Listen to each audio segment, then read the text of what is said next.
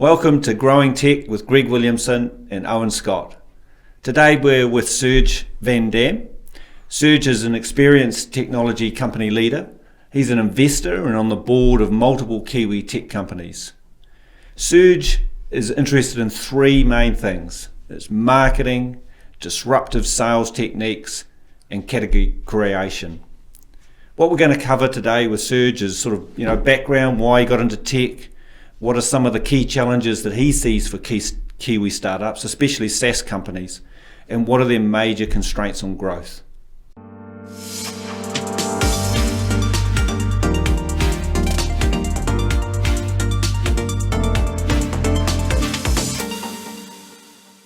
Great to have you on board today, Serge. Thank you for your time. Kia ora, thank you for having me. Just going to jump in at the start, really. You obviously, you studied psychology and philosophy originally. How did you sort of transition from there into the world of tech? Tell us a little bit about that background. Well, I've always had an interest in human behaviour, which is really why I did psychology and philosophy, and so I did that. And my first job was as an HR consultant during the .com boom, and so I realised HR wasn't necessarily my thing, but the internet sounded quite exciting. And I tried doing a startup with a mate of mine in electronic medical records, trying to nationalise medical records and pharmaceutical records for New Zealand. This is in 1999. We were 23 and full of ideas. Failed miserably, of course. And but I was hooked, and then I ended up convincing New Zealand Post to take me on in the IT and digital domain, and then I joined some friends of mine in a successful SaaS company called MCOM, and we took mobile banking to the world, and that was kind of how I got into it. So can we just drill into that MCOM experience then? So tell us about, that was obviously, a really successful venture that you had a great exit around. So how did that opportunity start? So in terms of the MCOM experience, I was friends with Adam Clark and Graham Ramsey, who are kind of the original founders. And we talked all the time about the future of mobile, how it was going to be a big thing. And they'd been trying to get this thing off the ground for a couple of years. And it sort of felt like the time was right. And I went and did a couple of workshops with them around what the mobile was going to become. And we came to the conclusion that a mobile phone was going to replace the wallet. And that was kind of the birth of it. And then I joined the team, and we built, a mobile banking and payments platform. Had some modest success, but we were a bit ahead of the market. And then when we thought the market was going to take off, we had a couple of customers in New Zealand, which was more than anyone else had anywhere in the world. And we went to Australia, and then from there we moved our business to the US in 2008. And then in 2011 we'd grown a pretty sizable company with banks in 4 continents, and we sold the company to the world's largest FinTech, a company called Fiserv. And so after 2011, I returned back to New Zealand and stumbled upon a whole lot of early stage FinTech and SaaS companies, and I've been helping those sort of ever since.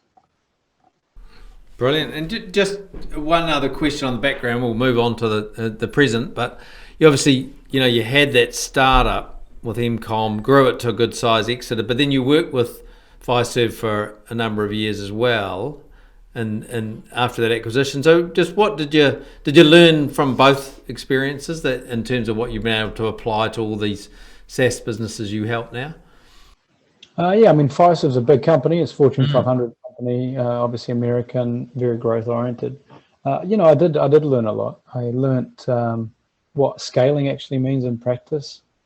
I learned probably a little bit about ambition and what's required to both build and run really big businesses at scale, and I guess how big companies think about the world. And so there was a lot to be learnt on the other side of the fence, and I think much of that served me well, plus obviously all the relationships I've built with people who worked in Fiserv and our customers and all that sort of thing.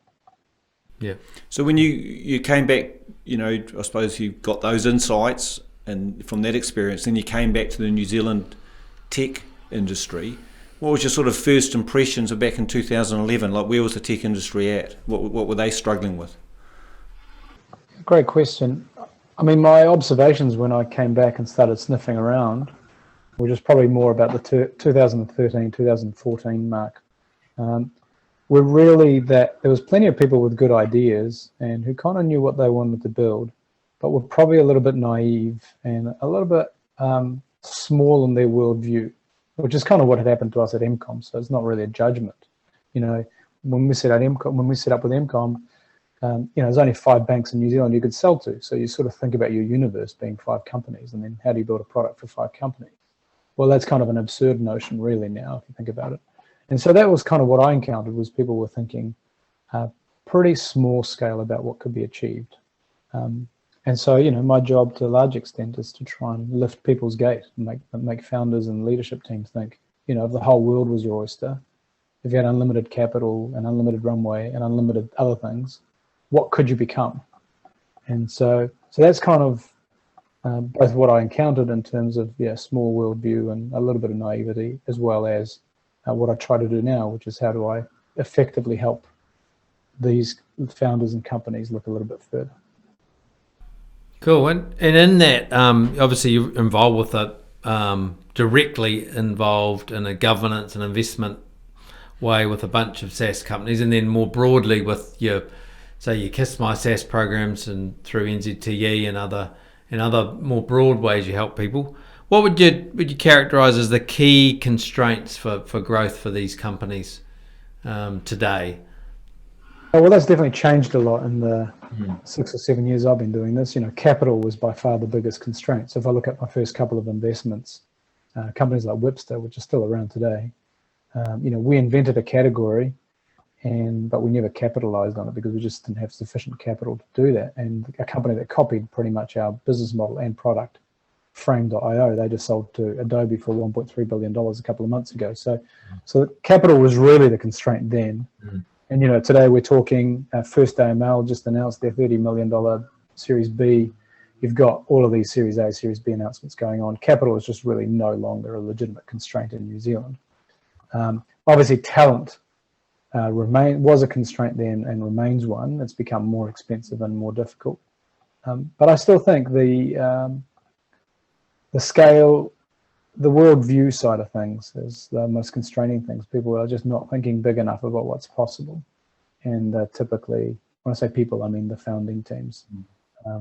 They're not necessarily often thinking about what could be. And that remains, a challenge. It's obviously made worse by being unable to travel right now. So if you're not spending time in your destination market, you don't get a sense of it, right? If you don't go to a conference where there's 1,500 different banks in the room, it's pretty hard to get your head around how many banks you could sell to. And obviously I'm mentioning banks, but it applies to any industry.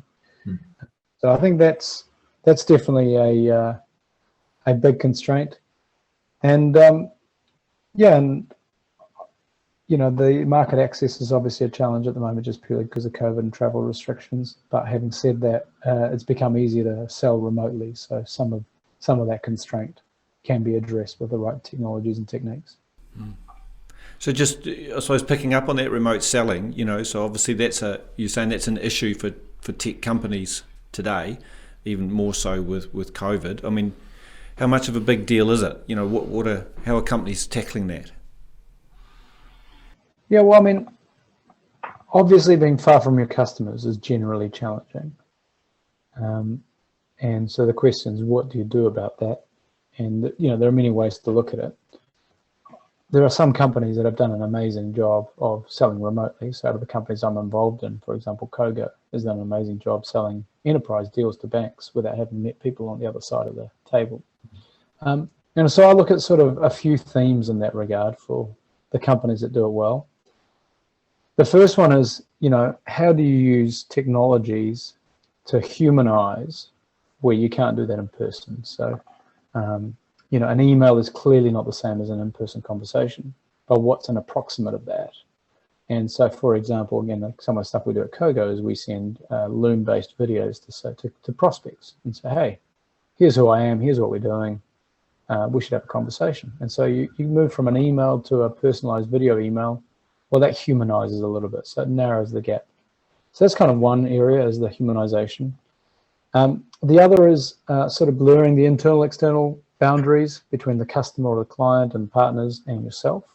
And again, digital tools are helping that. So if you're using collaboration tools, whatever they may look like, anything from Google Docs to Canva to whatever, there's a way in which you can all feel that you're on the same team or the same side because you're collaborating on digital tools. And that sounds obvious, but there's still so much in the industry where salespeople are sending proposals and waiting for feedback. Well, why don't you work on the proposal together in a shared document? And so there are big gaps in what I see. There's still a bit of the old school thinking about how you sell. And I don't know what you call it. People, you can call it asynchronous communication or some other thing, but it's the sort of back and forth rather than doing something together. So I think blurring the lines is pretty important. The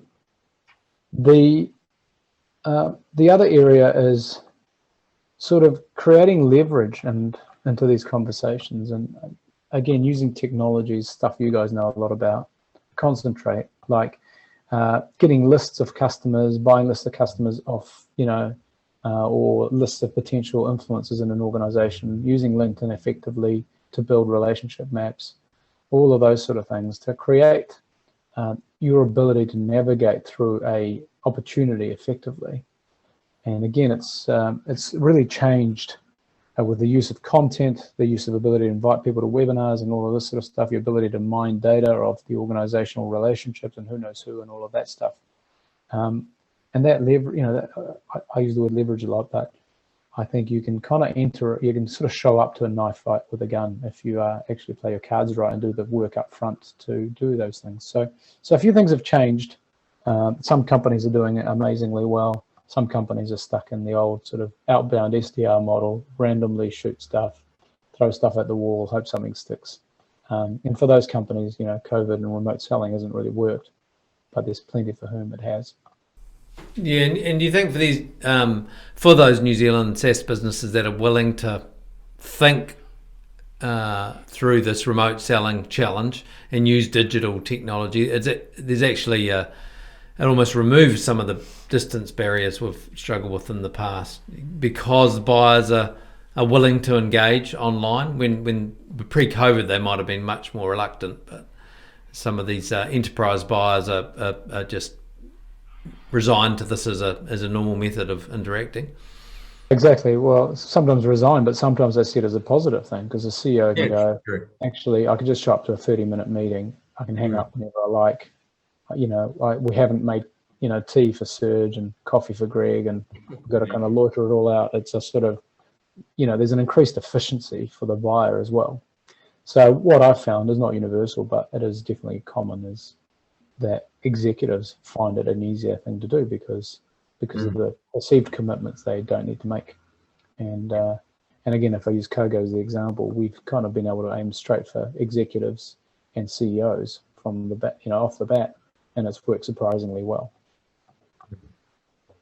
So if we sort of shift the conversation a bit to, to marketing, what do you sort of see as the role of marketing in these companies that you're working with, and if you're looking at investing in it, how do you sort of know if you're getting value out of your marketing? It's a big question. A marketer talking to two marketers.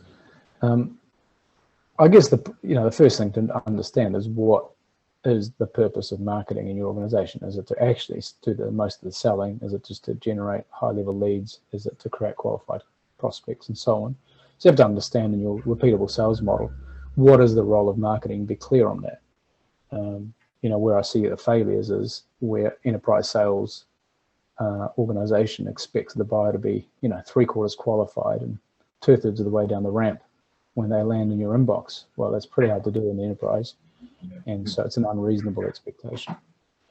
But what I am seeing, I guess, generally in marketing is obviously content investments largely paying off for people, especially those that are prepared to, push the boat out a little bit, take a few risks, and do lots of experimentation. So that absolutely remains pretty useful. The other side is, I guess, tightly integrating the marketing and the sales side. And I know you guys concentrate, obviously, big HubSpot providers, but the companies that are making the most out of those kind of platforms and, tracking everything and building relationship maps and kind of going the whole hog on that, sort of the marketing automation to sales automation, that journey, or again, blurring the lines between sales and marketing, are effective. And then the other is just generally as a trend, those that are prepared to take risks. What I see is the highest performing organizations on the marketing side are just doing, sort of forcing themselves to do 1, 2, or 3 experiments a week without anyone being ominously tied to the result. They just do the experiment, see what works and what doesn't, and keep going. And always in hindsight, it's these little experiments that turn into these nuggets. And my suggestion and the way I like to work with early stage companies is just to keep them experimenting and make sure that you build a culture of continuous experimentation. Yeah, and that seems to be, our involvement with SaaS businesses particularly, that agility, not just in their marketing and sales, but across their businesses, is a key to their successes. It's quite a, we come from an enterprise sort of software background, both of us, and it was always a lot longer and slower and more structured, whereas these businesses seem to be a lot more fleet of foot, even if they're selling into quite large, complex organizations. Would that be true, or would that be a key thing, a part of success for these businesses? Absolutely. Yeah. And I can think of lots of examples, of things I'm working on or have worked on. One of that worked really well during the pandemic is a company called Released, which does commercial real estate software. And we launched an index for the industry, and what was essentially a relatively light experiment with getting some data together in a PR agency has turned into a line of business for us. So we now have an index business called Credia, which in its own right drives its own revenue. So we make money out of index business as well as creating a whole lot of leads. So there's a great mature example.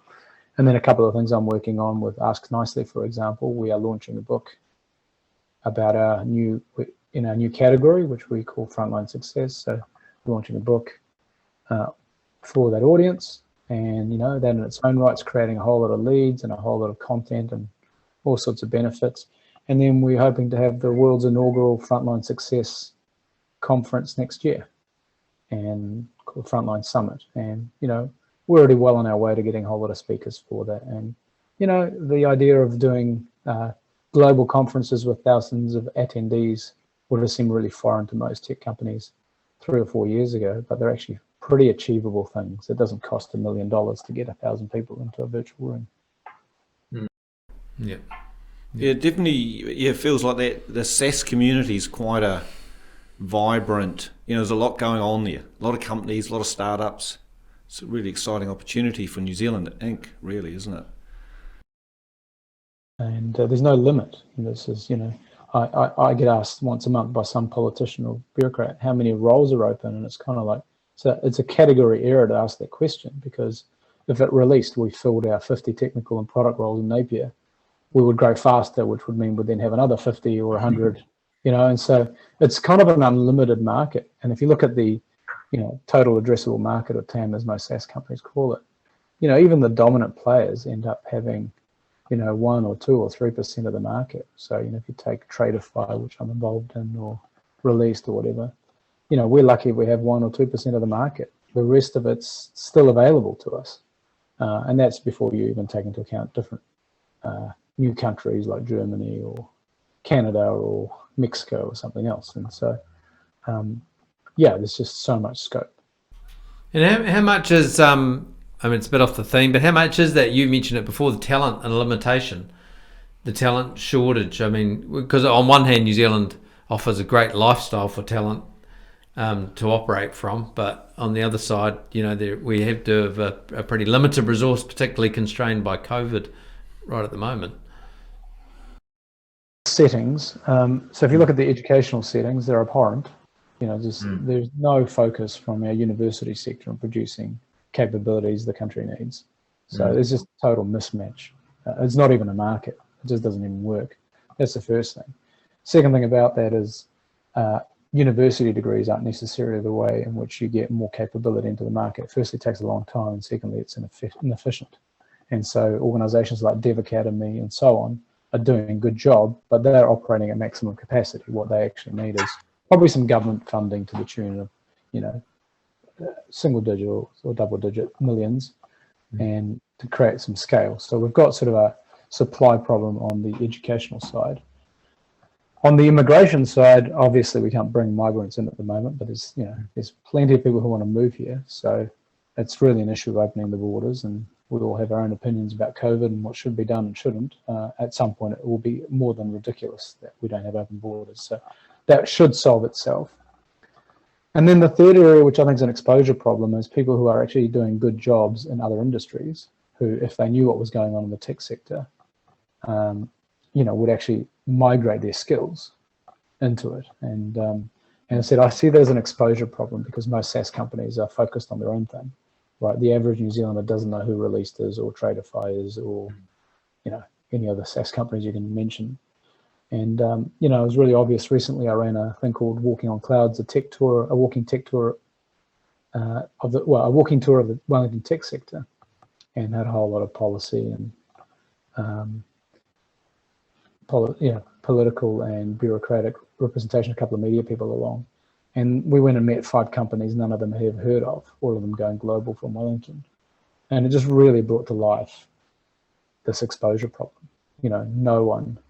No 18-year-old and 90% of people at university studying relevant things know anything about this.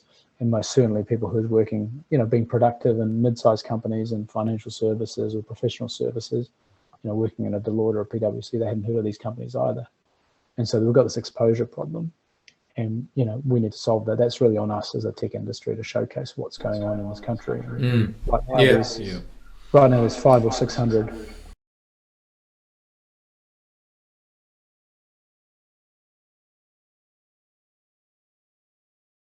and they offer great sort of world-class technical business, marketing, sales, operations, all kinds of roles for people, don't they, to really get their teeth into. Yeah, and if you're a marketing professional, given we're all marketers, and you're working for a Japanese photocopy company, doing some marketing to New Zealand corporates, that's fine, that's an okay job, but you could be applying that talent to a going global New Zealand SaaS company. And I know pretty clearly what I'd choose if I had the option. And again, it's an exposure problem. That person probably doesn't know that the role exists. Yeah, I know. It's probably it's made worse too because a lot of Kiwi companies, we're great at focusing on the niche, the B2B niche, and an offshore one at that. So the general public don't really hear about it or experience it.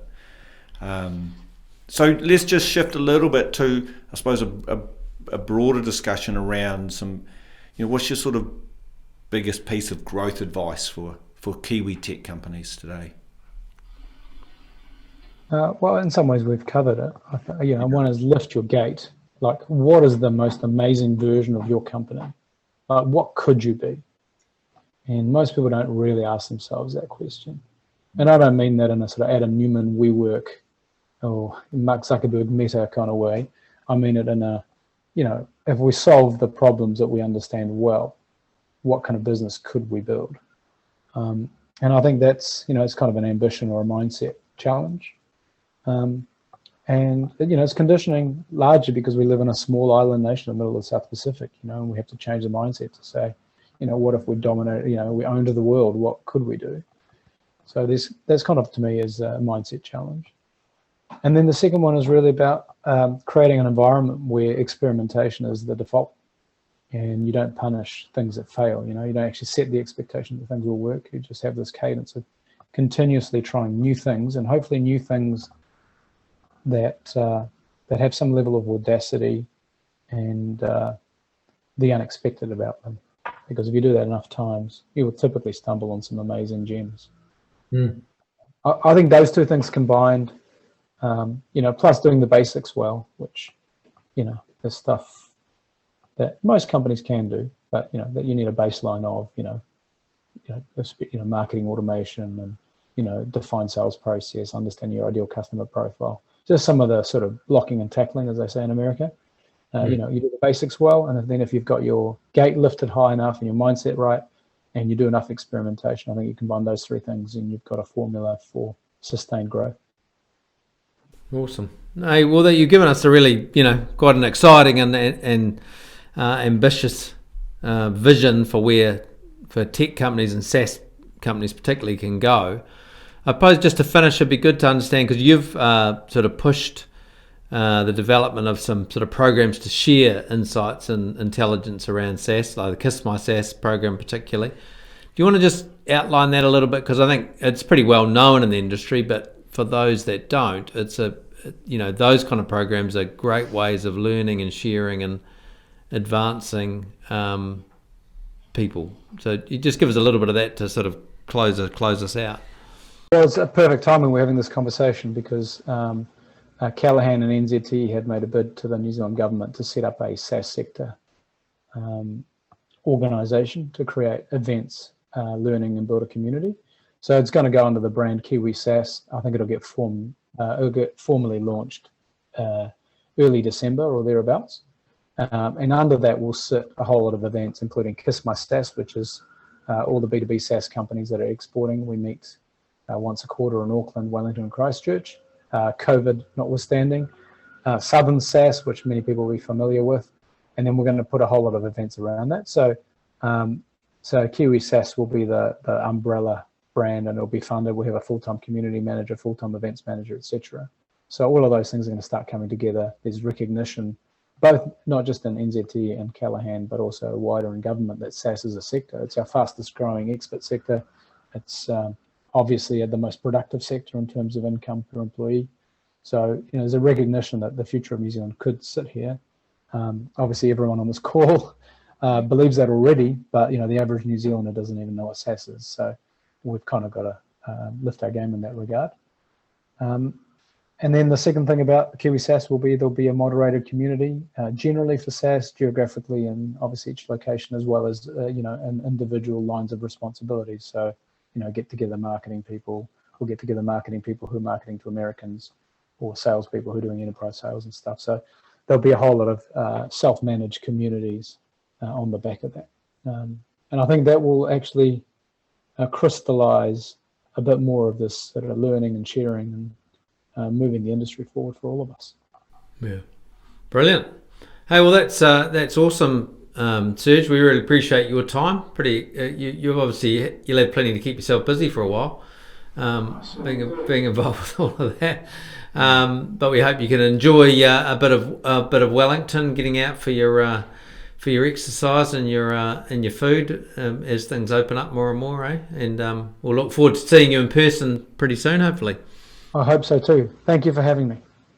Oh, well, that was great interview with Serge there. He's involved in so many companies and got so much experience. I'd like to actually have another chat to him. There's a lot to learn there. What was your sort of key insights out of today?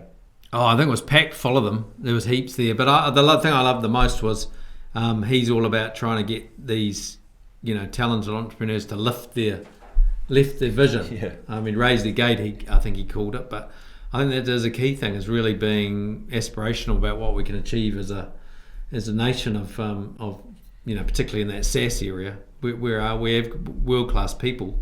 They just really need to behave and look at the world like that. Yeah. And I think for me, that sort of fail fast, innovate, try things, no blame sort of culture, because I think that's actually really difficult for people, or for all of us, to just have a go at something, because you basically, we're all brought up that if it's wrong, it's bad.